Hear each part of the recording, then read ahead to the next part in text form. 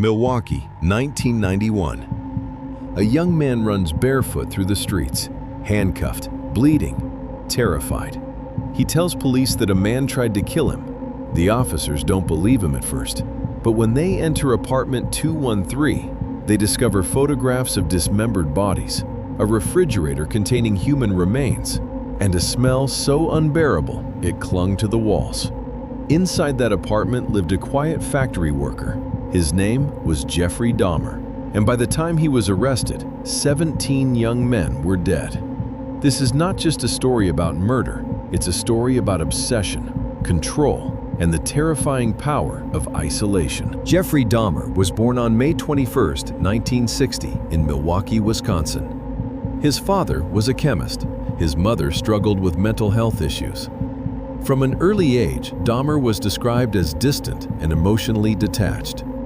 When he was 10 years old, he found a dead dog near his home. Instead of being disgusted, he was curious. He began collecting roadkill. He dissolved animal flesh in chemicals. He kept bones. This wasn't just childhood curiosity, it became ritual. At school, he was known as the class clown, but it was an act. Behind it was deep loneliness and heavy drinking. By age 17, he was drinking daily. When his parents divorced, he was left alone in the family home. No supervision, no guidance, just silence. In June 1978, Dahmer picked up 18-year-old Stephen Hicks. They drank together, listened to music. When Hicks said he needed to leave, Dahmer panicked. He later said he didn't want to be abandoned again, so he struck Hicks with a dumbbell, then strangled him. Afterward, he dismembered the body in the basement. He crushed the bones and scattered them in the woods. And then, he went on with his life. No one knew. For nearly 9 years, there were no known murders. But inside Dahmer, fantasies were growing darker. In 1987, he killed again. This time, it didn't stop. He targeted young men, many of them from marginalized communities. He would approach them in malls or bars, offering money for photos. He drugged them. When they lost consciousness, he strangled them. But killing wasn't enough. Dahmer wanted control. He drilled holes into victims' skulls, injected acid into their brains. He later told police he was trying to create a living zombie, someone who would never leave him. His apartment became a chamber of horror. He preserved skulls, kept hands, stored organs in his refrigerator. Neighbors complained about the smell.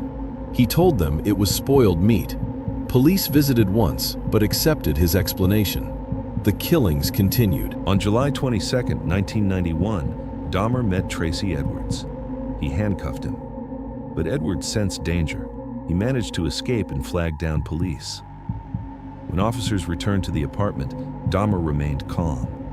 But one officer opened a drawer. Inside were Polaroid photos of bodies in stages of dismemberment. The officer said, "These are real." They opened the refrigerator.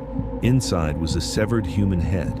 In total, investigators found 7 skulls, preserved hearts, torsos stored in barrels of acid, graphic photographs documenting the crimes. Milwaukee had unknowingly housed one of America's most disturbing killers. In 1992, Dahmer pleaded guilty but insane. Psychologists testified about necrophilia, borderline personality disorder, and psychosis. But the jury rejected the insanity defense. He was sentenced to 15 consecutive life sentences. During the trial, he showed almost no emotion.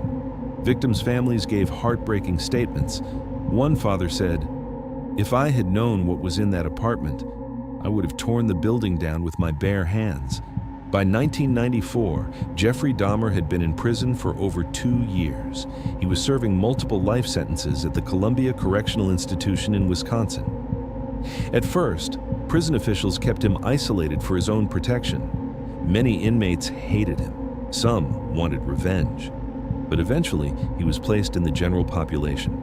Surprisingly, Dahmer did not hide. He did not act tough. He did not seek protection from gangs. Instead, he was described as quiet, withdrawn, almost passive. Some inmates said he made disturbing jokes, shaping prison food into limbs, pretending to eat them. Whether it was dark humor or a need for attention, it only deepened the hatred toward him. There were tensions building. On the morning of November 28, 1994, Dahmer was assigned to a work detail cleaning the prison gym bathrooms. 2 other inmates were present. One of them was Christopher Scarver. At some point, the guards left the area unattended. Minutes later, screams echoed down the corridor. Scarver had taken a metal bar from the weight room. He struck Dahmer repeatedly in the head. The blows were brutal, precise, final. By the time guards arrived, Dahmer was lying face down in a pool of blood. He was still alive when transported to the hospital, but not for long. He was pronounced dead within the hour. He was 34 years old. Scarver later claimed he was disgusted by Dahmer's crimes.